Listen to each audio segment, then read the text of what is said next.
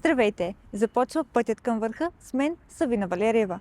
Днес фокусът е върху един от младите таланти на Черно море. Николай Златев е юноша на Черно море. Роденият през 2004 година футболист играе като полузащитник. Първият му треньор в академията е Мартин Христов. Златев дебютира в мъжкия тим на моряците, когато е на 15 години и 7 месеца, попадайки в топ 4 на България на най-младите дебютанти. За първите стъпки в футбола, целите и мечтите вижте в интервюто с Николай Златев. Здравей, благодаря, че прие нашата покана. Здравейте. Да започнем с началото. Как започна да тренираш футбол?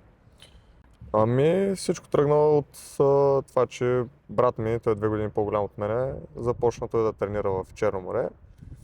И нашите, когато го караха на тренировка, нямаше как да ме оставят сам и ме вземаха с тях. И докато брат ми тренираше, аз си обикалях стадиона, в последствие взех топка, почнах да си ритам само страни. И вече когато станах на прилична възраст, достатъчно голям вече да започна да тренирам, ме записаха и мене. Дебютираш в мъжкия футбол на 15 години и 7 месеца. И влизаш в топ 4 на България за най-млади дебютанти. Как се почувства тогава?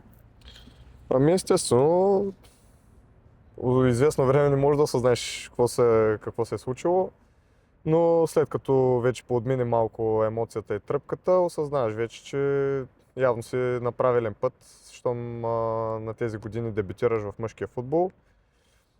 Естествено бях много щастлив, радвам се за това, което постигнах и благодаря на хората и на треньорите отвънка, които ми дадаха поле за изява. Спомняш ли си какво си каза тогава на терена, когато излезе? Честно да ви кажа, не помня, понеже беше доста отдавна, но най-вероятно не съм си казал нищо, предполагам, просто тогава като загряваш отзад, изобщо не очакваш на тези години да ти кажат, Ники, идва и преобличай се, ще влизаш да играеш, изобщо не съм очаквал да се случи такова нещо. Просто най-вероятно като са ме извикали, съм бил в някакъв шок, но просто като влязах на терена, както казах и преди, влезеш на терена, нямаш път назад, излизаш напред и даваш максимум от себе си. Има ли някой мач, който няма да забравиш? По принцип, дебюта, както го казахме, няма да го забравя никога с Ботев Пловдив и сега тази година с Берое Стара Загора, когато отбелязах първия си хетрик в професионален футбол. С какво качество изпъкваш пред противниковия състезател? Чак да изпъквам, не мога да кажа, понеже имам уважение към всеки един мой колега, има по-добри и така нататък. За себе смятам, че моите силни качества са главно бързината, както каза и треньора, и дръжката ми на добрия си удар. Какво са целите пред Черно море до края на сезона?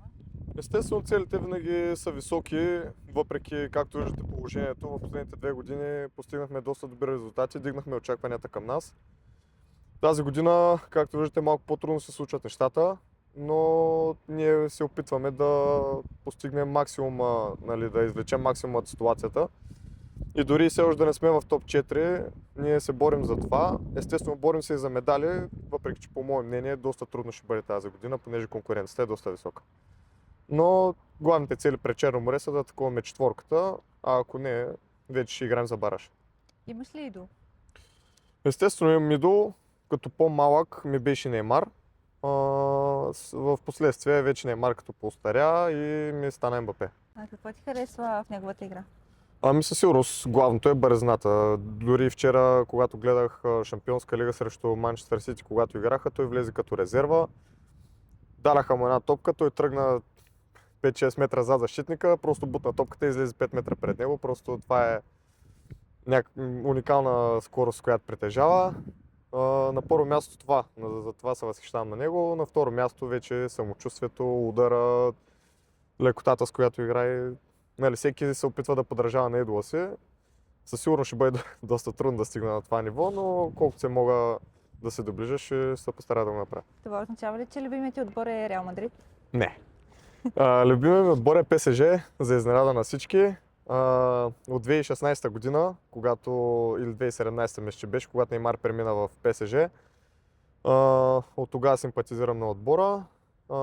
Доста хора ще бъдат изненадани, просто Когато отиде там, нали, и като мой любим играч, в последствие Мбапе, започна да гледам мачове, феновете много ми харесват, защото са доста луди, правят голямо шоу по трибуните, а и както виждаме в последните години, доста добри резултати постигаме, така че съм щастлив. Какво обичаш да правиш в свободното си време? Ами в свободното време не е кой знае колко интересни неща, обичам да излизам навънка, да се разхождам. От време на време ходим, така мога да го кажа, на походи по екопътеки да се разхождаме. Главно това лятото, евентуално за плаж или някъде разходка извън града. Какъв е Ники Златев извън терена? Ами, не знам точно как да се опиша. Мога да кажа, че обикновен човек. Излизам с приятели, прекарвам време с семейството, почивам си вкъщи, излизам да се забавлявам навън, като всеки един обикновен човек. Коя е най-голямата ти мечта? Естествено, че най-голямата мечта е да постигна доста добри успехи в футбола, да достигна европейската сцена. Естествено, че всеки като каже европейската сцена, някои като си кажат, нали, българин, той не може да играе на високо ниво. Виждаме, нали, в последните години имаме футболисти, които играят на най-високо ниво. Така че аз мисля, позитивен съм, оптимист съм, че и аз мога да постигна такива успехи. Вече в последствие, нали, това зависи от мене. Времето ще покаже, но с труд, с постоянство, с усилие, смятам, че може да стигнем до едно доста добро ниво. Част си от младежки национален отбор. Какво е да носиш фланелката на България? Ами, вече когато опрем този въпрос, няма, нали, може да прозвучи доста клиширано, но това си е, ние си играем за нашата страна, за нашата родина. България, както виждаме и в последните години, поставяме добри основи, така че мисля, че за в бъдеще ще продължаваме в позитивна посока. Естествено, да носиш националната фланелка е гордост. Аз съм горд, че дори и част от младежкия национален отбор съм там, повикан съм. Дали ще играя, дали не, това вече са преценки на треньорите, но аз като футболист съм длъжен да дам всичко от себе си за родината. И финално, какво си пожелаваш? Пожелавам си на първо място да съм здрав, вече след това успешен, късмет и, както казвам, времето ще покаже. Пътят към върха никога не е лесен. Той преминава през тренировки, лишения и хората, които застават за таланта, първите треньори. Здравейте, господин Христов. Благодаря, че приехте поканата. Какво впечатление направи във вас Ники Златев, когато дойде за първи път в академията? Ами, първо, то така се случи, че аз съм му първия, в смисъл той ме е първия възпитаник, неговия набор, така почнах и работа в школата. И реално бях и първия треньор и обратно. Те ми бяха първите футболисти. И бяха много хубави деца. Не само Ники, имаше наистина много хубави деца, имаше и таланти, така доста 5-6 момчета, които се отличаваха. Ники направи впечатлението, много скорост в краката, много динамичен, много хубав. Говорим за 7 годишни деца, да не забравяме. Много хубав удар за възрастта. И много хубаво момче си беше като характер. Очаквахте ли да дебютира в мъжкия футбол толкова рано? Ами толкова рано не мога да кажа, че съм очаквал, защото мисля, че той стана, не съм сигурен, на най-младия дебютант в историята на Черно море. В топ 4. В топ 4. На България, в топ 4 на България. И така, то пак се стекаха така обстоятелствата, ако се спомняте, имаше COVID епидемия, старши треньора плюс целият щаб, нали, на мъжкия отбор се разболя.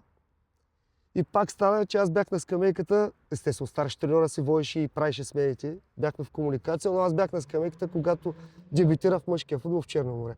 Просто така явно не е свързано с него малко. Нали, впоследствие бях и последният треньор в елитната група, явно не е свързано, не очаквах толкова рано естествено, но така станаха обстоятелства, че много болни имаше в мъжете и той беше с 2 години по-малко, но го взехме него в групата, защото знаехме, че ако се наложи да влезе и той не се е включил лошо. Включи се в мача с Ботев Пловдив, още си го спомням, втория бараж след Арда. Се включи добре момчето на тези години, особено. Как се почувствахте тогава? Вижте, тогава дебютираха много имаше. Имаше много болни. Първия матч, още 3-4 човека излязаха за втория матч. Дебютираха 10-11 момчета, дали така се стекаха обстоятелствата. Но естествено, че съм радостен за Ники. Винаги съм му желал доброто. Много работи сме преживели с него. Много работи. Аз, когато бях нали, на 19 годишните, той беше още на 17, когато така аз исках да го качим с 2 години по-големите, за да излезе от зоната на комфорт. Говорих с ръководството, те ме подкрепиха. И според мен това беше едно от ключовите неща, той да израсне малко по-бързо и да може да дебютира толкова рано в мъжкия отбор, защото срещу 2 години по-големите имаше проблеми първите 1-2 месеца и на третия месец, така, спомените ми един гол с ЦСКА, в който победихме силен отбор с Емил Ценов, да не ги изреждам тяхните футболисти. Ники тръгна така от центъра терена в София, преодоля трима, с удара по диагонала и с него в гол, най-малкия на терена, победихме 0-1. Впоследствие свършихме втори в България, но той е много израсна нали, с това, че играеш с 2 години по-големите и излезе от зоната си на комфорт с неговия набор, където нали, да не казваме само хубави неща, ами така след центриране на топката разчитаха много него и след центриране около 1 минута обмисляше нещата на хода, докато продължи да играе матча. Но много израсна момчето и много съм щастлив съм за него. Пожелавам и мъжкия национален отбор. Защо не? Това беше историята на Николай Златев. Едно момче, което преследва мечтата си с труд и постоянство.